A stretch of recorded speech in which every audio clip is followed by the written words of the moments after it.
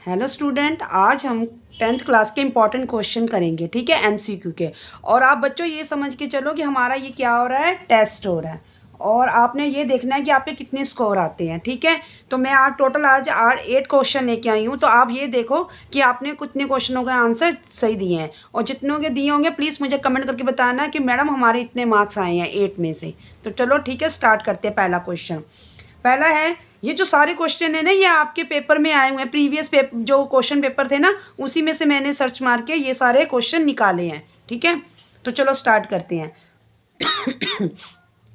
The zero of the quadratic polynomial, तो ये है। ठीक है, √3x की स्क्वायर -8x + 4√3। तो ठीक है, तो चलो हमने इसका निकाल के हमने क्या करना है, इसका क्वाड्रिक पॉलिनोमियल।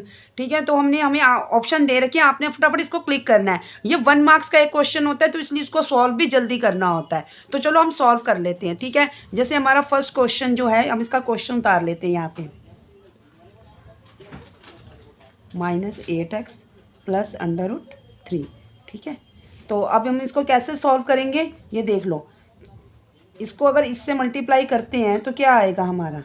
ठीक है, √3 को √3 से करेंगे तो 3, और 3 को 4 से करेंगे 12। तो हमें हमें क्या आना चाहिए, हमारा 12 और 8, है ना। अगर हम इसको करते हैं 6 × 12, और 6 में अगर हम 2 प्लस कर देते हैं तो 8, है ना। तो मैं इस तरीके से करूँगी, बाकी आप किसी भी तरीके से इसको कर सकते हो। ठीक है, तो चलो ठीक है, तो हमने इसके क्या बना लिए फैक्टर, ये 6x और 2x + √4√3। ठीक है, अब क्या करेंगे, इन दोनों में से कॉमन ले लेते हैं हम, √3x।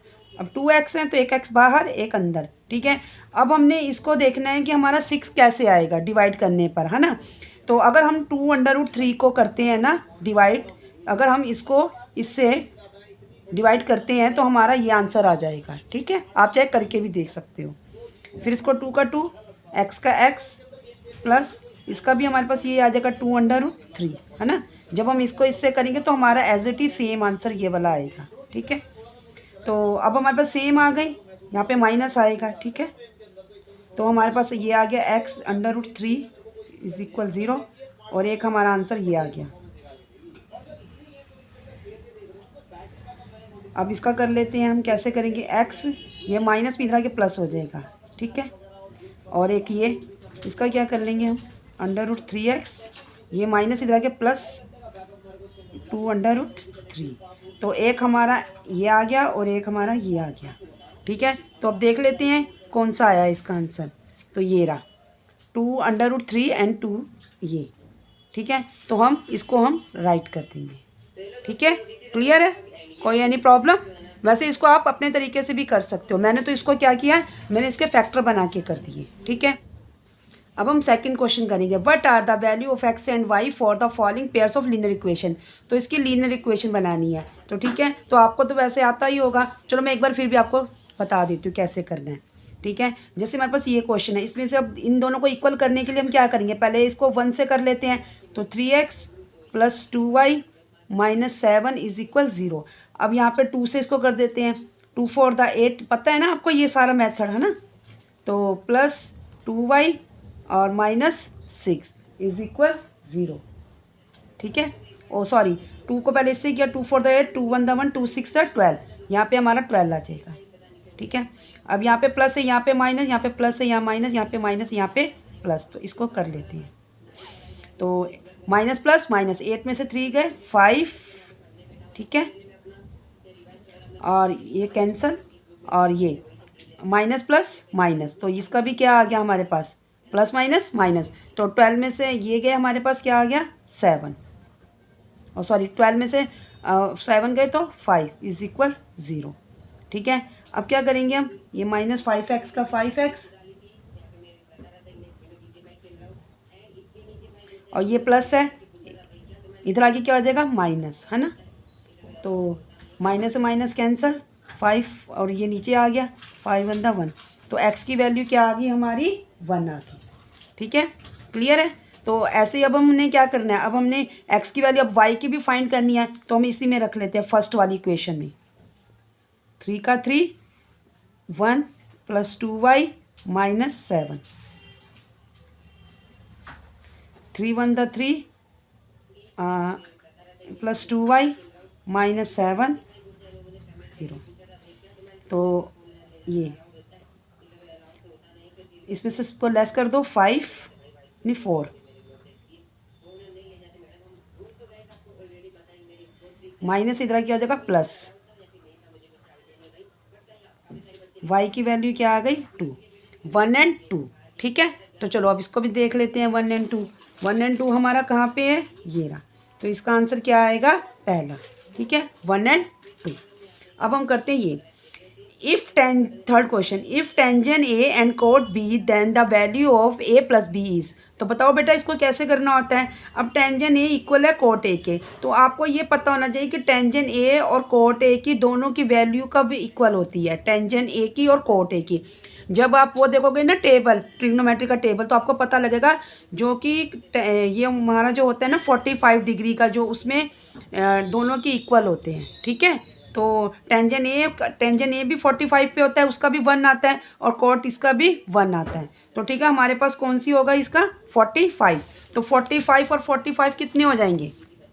ठीक है, कौन ये जो हमारे पास है ना, ये टेंजेंट ए और कोट ए दोनों की इक्वल क्या होती है, दोनों की इक्वल होती है 45। तो उन्होंने कहा ए प्लस बी, है ना, ये देखो ये लिखा हुआ ए प्लस बी। तो ए भी हमारे पास 45 है और बी भी हमारे पास क्या है 45 है।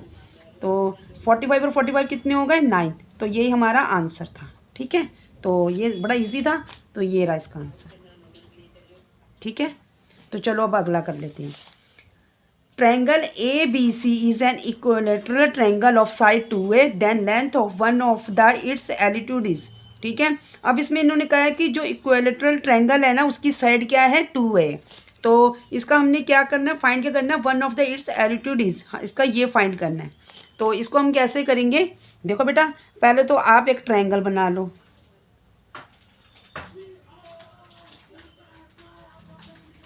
ये भी 2a, ये भी 2a और ये भी 2a।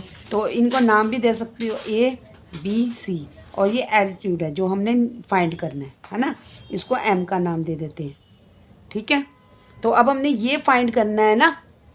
तो ये देखो मैंने आपको बना के बता दिया है, तो अभी पता होगा जो इक्विलेटरल ट्रायंगल होता है वो तो जो सारे एंगल होते हैं ना वो हमारे क्या होते हैं 60 डिग्री के होते हैं। ठीक है, तो चलो अब हम कर लेते हैं। तो करना इसको कैसे, हमने इसकी ये निकालनी है ना, ये फाइंड करनी है। तो हमें पहले क्या आएगा CM, ठीक है, और AC, यहाँ पे सॉरी AC आना था, क्योंकि हमारे पास ये लेनी है और ये परपेंडिकुलर और ये। ठीक है, अब साइन 60 की वैल्यू क्या होती है √3/2। अब CM ये तो हमने निकालना है, ठीक है, फाइंड करना है। AC हमारे पास है 2a। आपको बेटा पता है इससे ये कैंसिल हो गया, इसको इससे मल्टीप्लाई करेंगे तो क्या आ जाएगा, हमारे पास यही आ जाएगा A एंड 3 CM। तो हमने ये CM की हमारी आ गई क्या आई A√3, तो यही आ जाएगा। ठीक है, तो ये भी हमारा आंसर हो गया। चलो अब नेक्स्ट करते हैं। अगला है a pair of die is thrown one, what is the probability of getting a doublet. मतलब कि एक हमारे पास 2 डाई हैं जिसको हम थ्रो कर रहे हैं, फेंक रहे हैं, तो उसकी प्रोबेबिलिटी करनी है जो कि डबलेट है। ठीक है, तो उसकी प्रोबेबिलिटी के लिए आपको बड़ा इजी है, क्या करना होगा, इसको यहाँ पे कर लेते हैं प्रोबेबिलिटी। तो 2 है ना डाइस, तो एक बार तो हमारे पास हेड आ जाएगा, एक बार हमारे पास हेड टेल आ जाएगा, एक बार टेल हेड आ जाएगा और एक बार टेल आ जाएगा। ठीक है, तो कितनी बार आ गया 4 बार, तो नीचे 4 प्रोबेबिलिटी के लिए।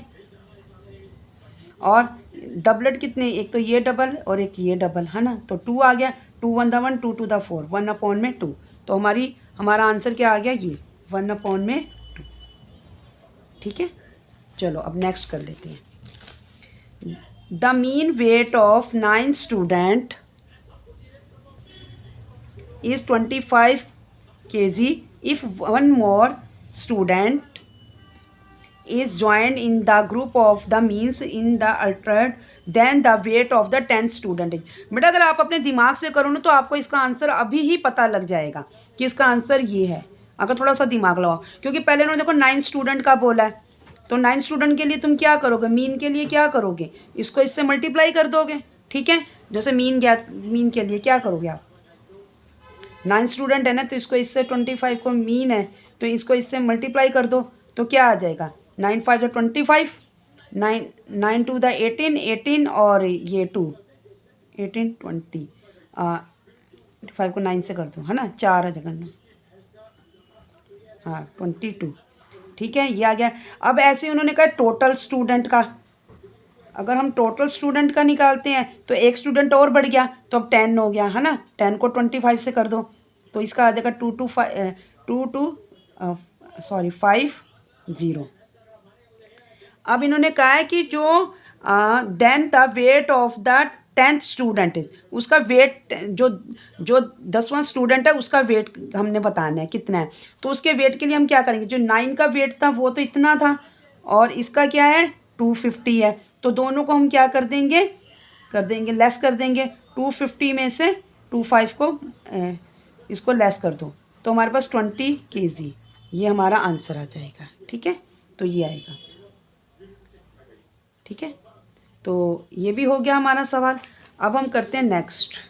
अब क्वेश्चन 7 देखते हैं। ठीक है, a fraction become 4 when 1 is added to both the numerator and the denominator and it becomes 7 when it's subtracted from the both the numerator and the denominator।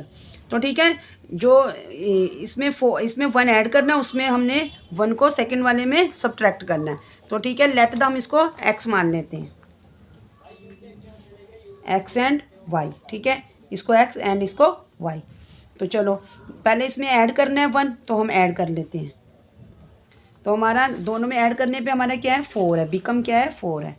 ठीक है, इसको 1 लगा देते हैं, इसको इससे करेंगे तो x + 1 4y + 4 1 दा 4 x + x and minus 4y 4 plus इधर क्या हो जाएगा माइनस, है ना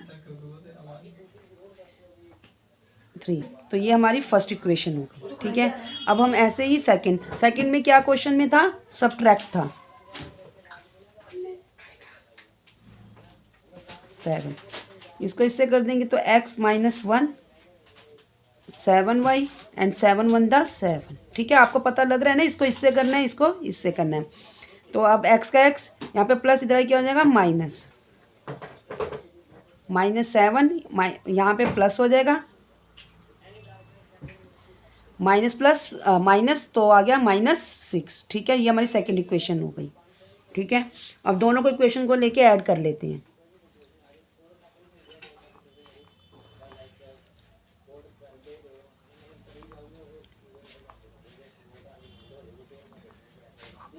ये कैंसिल हो गया, माइनस प्लस माइनस, 7 में से 4 गए तो हमारे पास रह गया, क्या रह गया 3, है ना। और ऐसे plus minus minus plus plus plus sorry 6 and 9 3 9, तो वैल्यू क्या आ गई हमारे पास 9/3 3 3 दा 9। तो y की वैल्यू हमारे पास क्या आ गई 3। अब हम कर लेते हैं दूसरे की, तो इसकी फर्स्ट इक्वेशन में हम इसको रख लेते हैं 4, y का वैल्यू क्या आया हमारे पास 3, 4 3 दा 12 माइनस रखिए आ जाएगा प्लस, तो x की वैल्यू क्या आ गई 15। ठीक है, y हमारे पास, y की वैल्यू क्या है हमारे पास 3 और x की वैल्यू क्या है 15। ठीक है, तो ये आ गया। तो हमने फाइंड क्या करना था, हमने the numerators of the given fraction, तो हमने ये निकालना, तो हमारे पास क्या आया 15। तो ये रहा हमारा आंसर। ठीक है, तो अगर मेरी ये वीडियो आपको बहुत अच्छी लगी है तो प्लीज़ मेरे चैनल को सब्सक्राइब, लाइक और कमेंट ज़रूर करते हैं ना। Okay, bye bye.